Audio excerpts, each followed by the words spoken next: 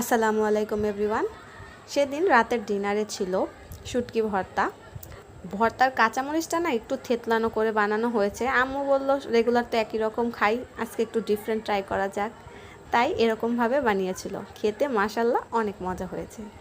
আপনারা জানেন আমি ঝাল খেতে পারি না, তাই একটু নিয়েছিলাম শুটকিটা, কারণ অনেক ঝাল ছিল। তারপর নিয়েছিলাম আম্মুর হাতের বানানো একটা শুটকির তরকারি। এটা ছিল বেগুন, আলু আর টমেটো দিয়ে করা হয়েছিল লইট্টা শুটকি দিয়ে। লইট্টা শুটকি আম্মু কিভাবে রান্না করে এই তরকারিটা আমি নিজেও জানি না যে এতটা মজা হয় আর এতটা টেস্টি হয়।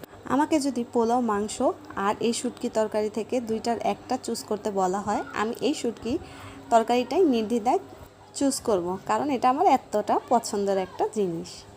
আপনারা কে কে এরকম লাইক করেন অবশ্যই কমেন্ট করে বলবেন। তারপর নিয়েছিলাম গরুর মাংস, রান্না করা হয়েছিল আলু দিয়ে। শুটকি খাওয়ার পর না কেন যেন ডাল দিয়ে খেতেই বেশি ভালো লাগে, কারণ না লাগে কি মুখের টেস্টটা না অন্যরকম হয়ে যাচ্ছে। তাও নিলাম, বাসায় আম্মু অনেক জোর করতেছিল তাই একটু গরুর মাংস নিলাম। গরুর মাংসটা অনেক সফট ছিল আর অনেক গরম ছিল, আমি ধরতে পারতেছিলাম না।